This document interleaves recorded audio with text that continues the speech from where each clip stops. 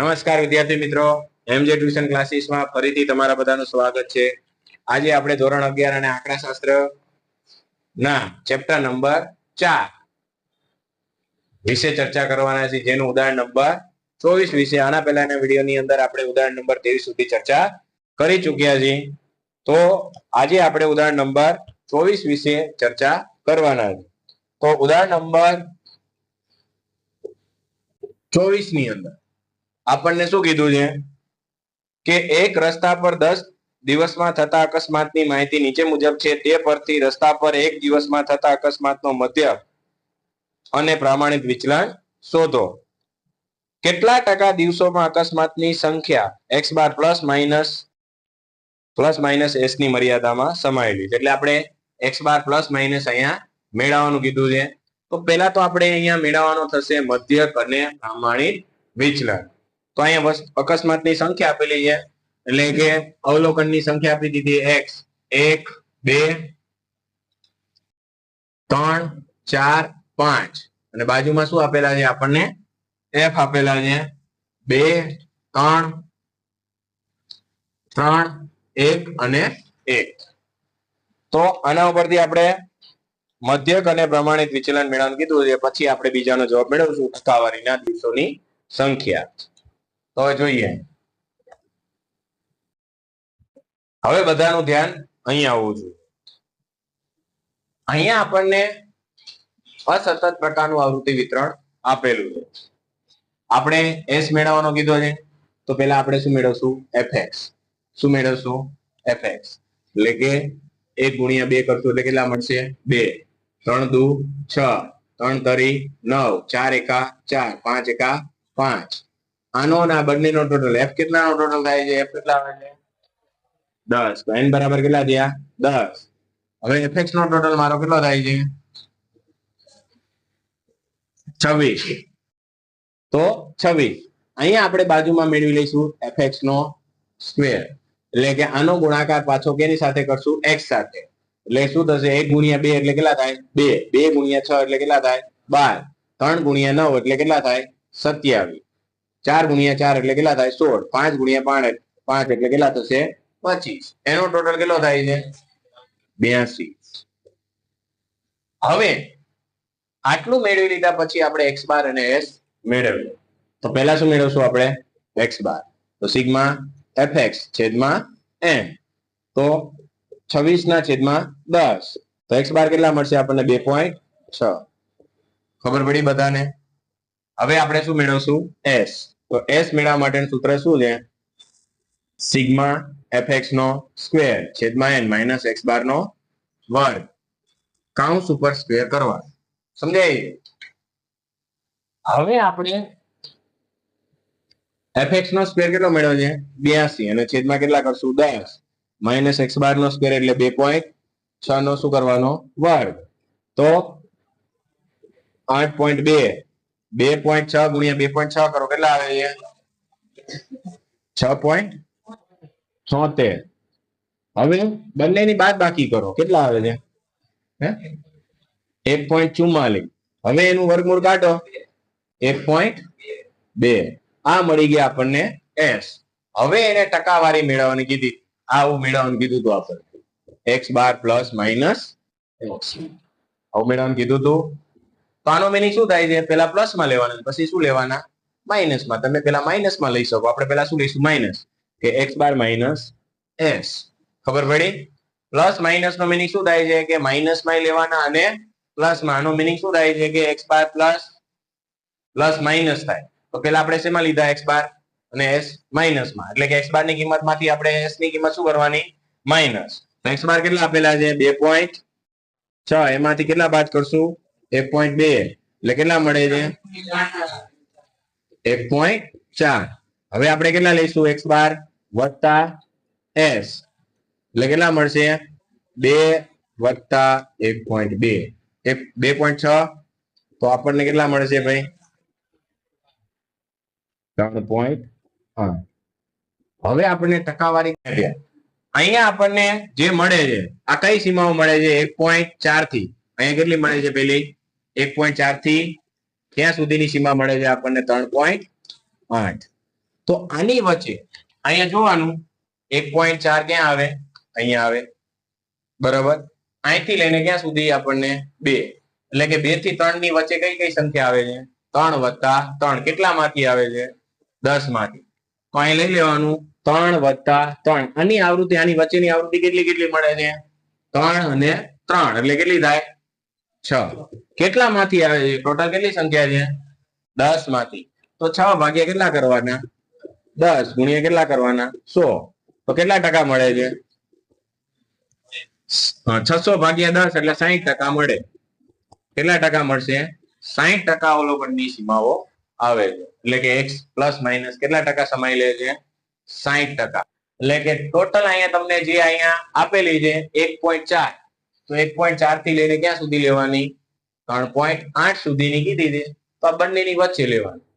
તો અહીંથી અહીંયા સુધીની બંનેની આવૃત્તિ જોવાની કે બીજી અને ત્રીજી, તો એની આવૃત્તિ કેટલી છે? 3 અને 3. તો 3 વત્તા 3 કરો એટલે કેટલા થાય? 6. તો કેટલી આવૃત્તિમાંથી આવી? 10 માંથી આ બંને આવૃત્તિ આવી. તો 6 ભાગ્યા કેટલા કરવાના? 10. એને ગુણ્યા 100 એટલે કેટલા ટકા મળ્યા? 60%. લખી નાખો. ઉદાહરણ નંબર 25. તો ઉદાહરણ નંબર 25 માં આપણને કીધું છે શું? કે 100 કારીગરો, એનો મીનિંગ કે ટોટલ એન કેટલા આપેલા છે? હંમેશા રકમ માંથી લખતા આવડવું જોઈએ કે કઈ કઈ વસ્તુ આપેલી છે. તો એન બરાબર આપણને કેટલા આપી દીધા છે? 100 કારીગરો આપી દીધા. પછી એને એમ કીધું છે એક કારખાનામાંથી ઉત્પાદિત થતી કોઈ વસ્તુના એકમોની સંખ્યાનો મધ્યક અને પ્રમાણિત વિચલન, એટલે કે મધ્યક એટલે શું થાય? x બાર કેટલો આપેલો છે આપણને? 60. અને પ્રામાણિક વિચલન શું થાય? s કેટલો આપી દીધો છે? 10. પાછળથી માલુમ પડ્યું કે, એટલે કે ટૂંકમાં આમાં દાખલા ગણવામાં શું થઈ ગઈ છે? મિસ્ટેક. એને પાછળથી ખબર પડી કે 2 કારીગરો દ્વારા ખરેખર અનુક્રમે 30 અને 20 એકમો બનાવવામાં આવ્યા હતા. એટલે કે સાચા અવલોકનો કયા કયા છે? અહીં લખી નાખવાનું. સાચા કયા છે? 30 અને 20 આ સાચા છે. ખોટા કયા છે? ખોટા બરાબર શું આવશે? ખોટા અવલોકનો કયા લેવા? જો ભૂલથી કયા લેવાઈ ગયા હતા? 5 અને 45. એટલે કે 5, 45.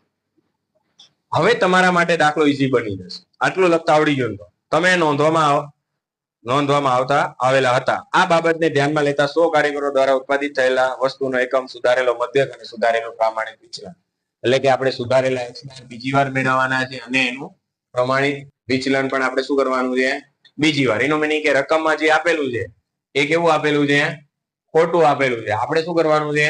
સાચું મેળવવાનું છે. મેં આની પહેલા દાખલાની અંદર પણ તમને કીધું હતું કે સાચી કિંમત શું થાય? પ્લસ થાય અને ખોટી કિંમત શું થાય?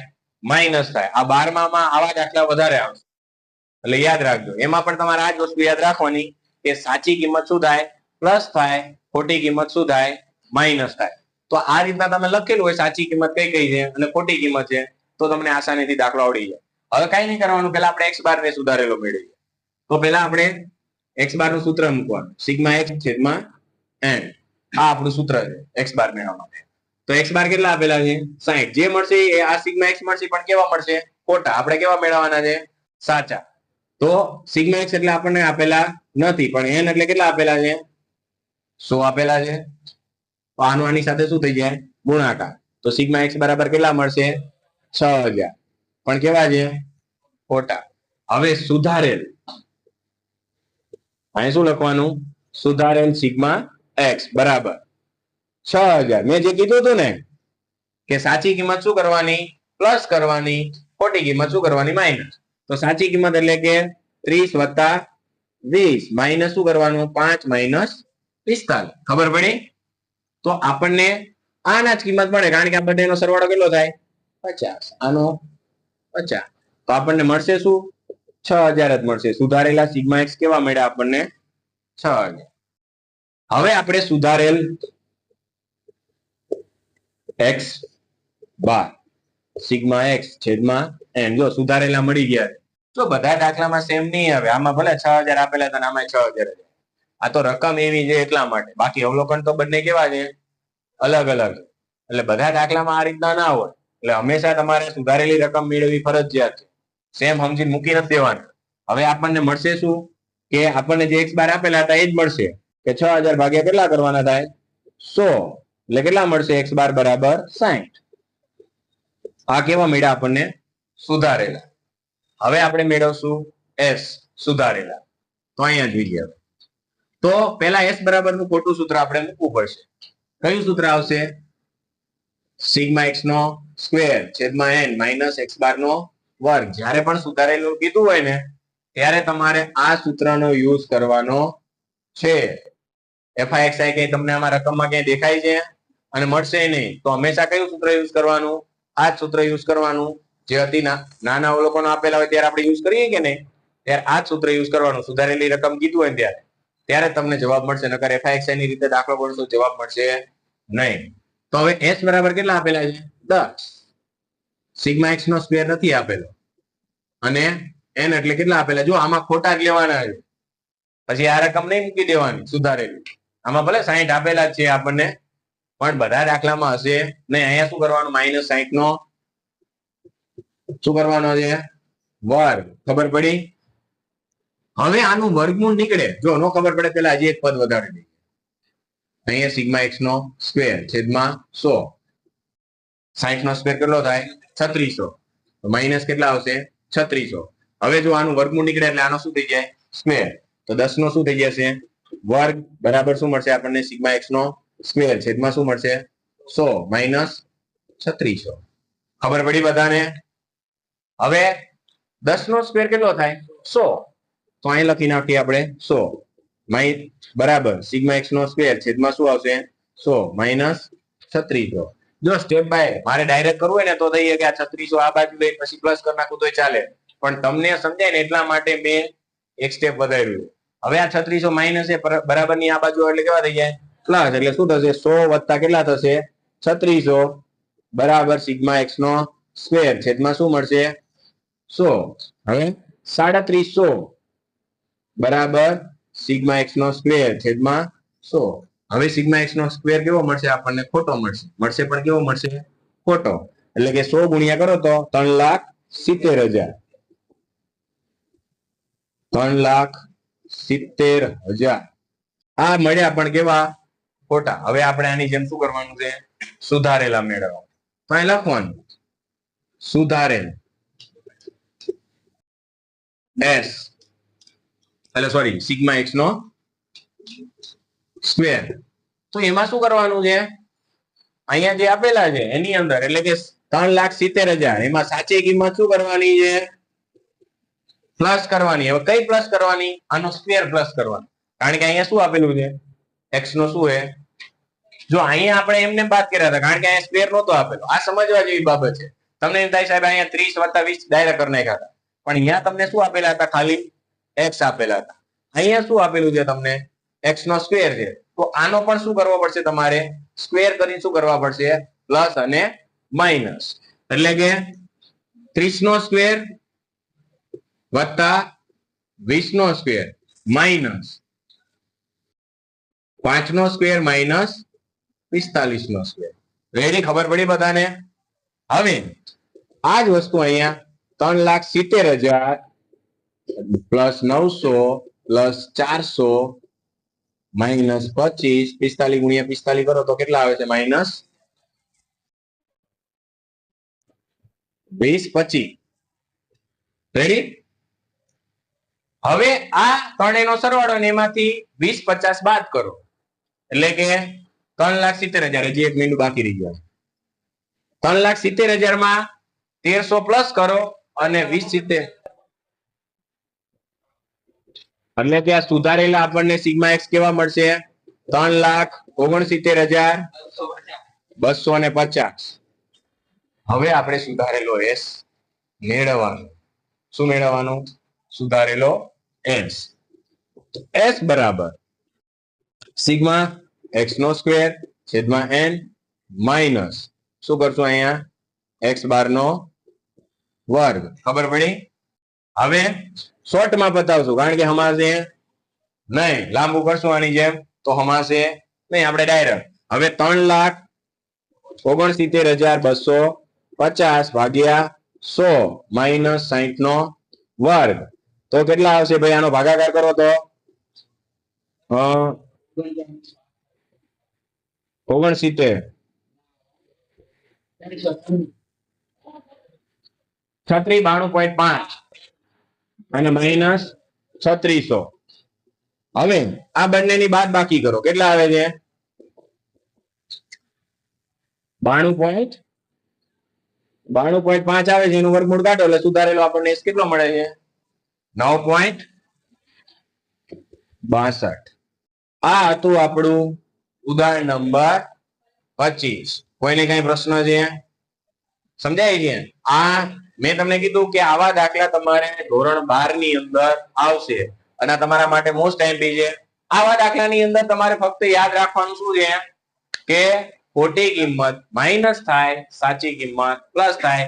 બાકી તો સૂત્ર જે આપણે x બાર ના આ જ યુઝ કરવાના છે, s ના આ જ યુઝ કરવાના છે. એમાં કઈ ઘરના આપણે સૂત્ર યુઝ કરવાના નથી. પહેલા ખોટી માહિતી મેળવી લેવાની એના પરથી. જો આમાં સિગ્મા x મળે અને અહીંયા શું મળે? સિગ્મા x નો સ્ક્વેર મળે. પછી સુધારેલો મેળવવાનો. અહીંયા આપણે સુધારેલો સિગ્મા x મેળવો, અહીંયા સુધારેલો સિગ્મા x નો સ્ક્વેર મેળવવાનો. સમજાણું? બીજું કાંઈ છે નહીં. પછી મળી જાય એટલે શું કરવાનું? પાછું s નું સૂત્ર મૂકી દેવાનું. કેમ અહીંયા x બાર નું મૂક્યું હતું એમ અહીંયા સુધારેલો લખી નાખજો. સુધારેલો. ચલો હવે એના પછીના ઉદાહરણની ચર્ચા કરીએ.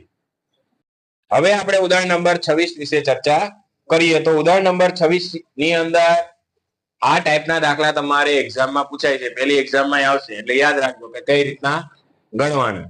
તો તમને કીધું છે પેઢી A અને B ના કામદારો દૈનિક વેતન ને લગતા પરિણામો નીચે મુજબ છે. એટલે કે અહીંયા બે પેઢીઓ આપેલી છે, A અને B. એની વિગતો આપણને આપેલી છે. વેતન કેટલું ચૂકે છે દરરોજે દરરોજનું. અને એના ઉપરથી આપણને આપેલું છે કે પેઢી A, ઉદાહરણ નંબર 26, એમાં પેઢી A. તો એની અંદર આપણને કઈ કઈ વિગતો આપેલી છે કે કામદારની સંખ્યા એટલે શું થાય? N1 કેટલા આપી દીધા છે આપણને? 20. ત્યારે અહીં પેઢી B, એમાં કામદારની સંખ્યા કેટલી આપેલી છે? 30 એટલે N2. ખબર પડે બધાને? પછી તમને સરેરાશ વેતન એટલે શું થાય? x બાર. મેં કીધું હતું ને સરેરાશ નો ઉપયોગ શબ્દ યુઝ થાય સમજી લેવાનું. x બાર હોય તો x બાર 1 એટલે કેટલા આપેલા છે? 250. અને x બાર 2 એટલે કેટલા આપી દીધા છે? 400. હવે તમને વેતનનું પ્રમાણિત વિચલન એટલે કે S1 અને S2 પણ આપી દીધા છે. S1 કેટલા આપી દીધા છે? પહેલાના 10 અને બીજાના S2 બરાબર 12. હવે આના ઉપરથી પહેલો પ્રશ્ન એને શું કીધું છે કે ઉપરની માહિતીનો ઉપયોગ કરીને નીચેના પ્રશ્નના જવાબ આપો. તો પહેલો પ્રશ્ન એને શું કીધું છે કે કઈ પેઢી તેના કામદારને કુલ વેતન વધુ ચૂકવે છે? એટલે કે તમને એમ કીધું છે કે નીચે જે પહેલો પ્રશ્ન આપેલો છે કે કઈ પેઢી, પહેલા પ્રશ્નનો જવાબ કે કઈ પેઢી કામદારને વધુ વેતન ચૂકવે છે. તો હંમેશા યાદ રાખવાનું વેતન જો આ કામદારની સંખ્યા અને આ સરેરાશ શું આપેલું છે? વેતન. આ શું આપેલું છે તમને? વેતન. તો પેઢી A માટે આપણે ગણતરી કરીએ છીએ. A માટે છે તો આપણે કેટલું આપેલું છે? A બરાબર N1 ગુણ્યા શું થશે? x બાર 1. એટલે કે 20 ગુણ્યા કેટલા કરવાના? 250. તો કેટલા આવે છે ભાઈ? 5000. આ પેઢી A નું વેતન થયું કે પેઢી A દરરોજ કેટલું વેતન ચૂકવે છે? 5000. હવે આપણે અહીંયા પેઢી B નું, તો B નું આપણે કરશું N2 ગુણ્યા શું થશે? x બાર 2. તો 30 ગુણ્યા 400 તો કેટલા આવશે? 12000. તો કઈ પેઢી વધારે વેતન ચૂકવે છે? B. તો પહેલાનો જવાબ શું આવશે કે પેઢી B એ કામદારને વધુ વેતન ચૂકવે છે. આ પહેલા પ્રશ્નનો જવાબ આના ઉપરથી ખબર પડી જાય. તો પહેલા પ્રશ્નનો જવાબ શું મળશે આપણને? B. પેઢી શું કરે છે? વેતન વધારે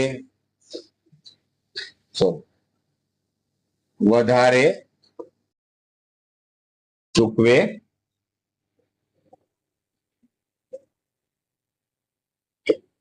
છે. આટલું લખી નાખો. હવે આપણે બીજો પ્રશ્ન તમને એમ કીધું છે કે કઈ પેઢીના કામદારો ના, વ્યક્તિગત વેતનમાં સાપેક્ષ ચલન વધુ છે. એટલે કે કોનું સાપેક્ષ ચલન? સાપેક્ષ કીધું હોય ને, સાપેક્ષ શબ્દ આવે એટલે ચલનાંક મેળવવો પડે. શું કીધું મેં તમને? સાપેક્ષ ચલન મેળવવાનું કીધું એટલે કે બંનેમાં સૌથી વધારે કોનું કમ્પેરિઝન થાય છે, તો એના માટે તમારે શું મેળવવું પડે? ચલનાંક. તો પેઢી એ નો આપણે અહીં મેળવશું, એ નો શું મેળવશું? ચલનાંક. તો એના માટેનું સૂત્ર શું આવે? s ના છેદમાં x બાર ગુણ્યા શું આવે? 100. તો s આપણને કેટલા આપેલા છે? 10. x બાર કેટલા આપેલા છે? 250 ગુણ્યા 100 કરો, કેટલા ટકા મળે છે? ચલો 4%. પછી આવી જ રીતના આપણે b નો ચલનાંક, તો એના માટે s ના છેદમાં x બાર ગુણ્યા શું કરશું? 100. તો એમાં x બાર કેટલા આપેલા છે? 12 છેદમાં x બાર કેટલા છે? 400 ગુણ્યા 100 એટલે કેટલા મળે છે ભાઈ? 3%. કોનો ચાપામાં વધુ છે? પેઢી એ. તો અહીં લખી નાખવાનો, અહીંયા જે પ્રશ્ન લખ્યો છે ને કે કઈ પેઢીના કામદારના વ્યક્તિગત વેતનનો ચલનાંક વધુ છે, તો અહીં લખી નાખવાનું પેઢી એનો સાપેક્ષ ચલનાંક વધુ છે. વેતન કે માં જે પ્રશ્ન લખ્યો તમારે લખી નાખો. તો આ આપણને આટલું મળી ગયું. હવે થોડું લાંબુ કરીએ આપણે. તો ત્રીજા પ્રશ્નનો જવાબ મળતા આપણને વાર લાગશે. એમાં શું કીધું છે? મિશ્ર મધ્યક અને મિશ્ર પ્રામાણિક વિચલન. બે પ્રશ્નના જવાબ મળી ગયા છે. હવે આપણે ત્રીજા પ્રશ્નનો કે મિશ્ર મધ્યક મેળવવાનું કીધું છે અને મિશ્ર પ્રામાણિક વિચલન.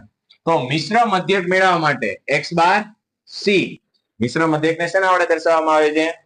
x બાર c. તો x બાર c માટેનું સૂત્ર શું છે? n1 ગુણ્યા x બાર 1 વત્તા n2 ગુણ્યા x બાર 2 છેદમાં શું આવશે? n1 plus n2. ખબર પડી?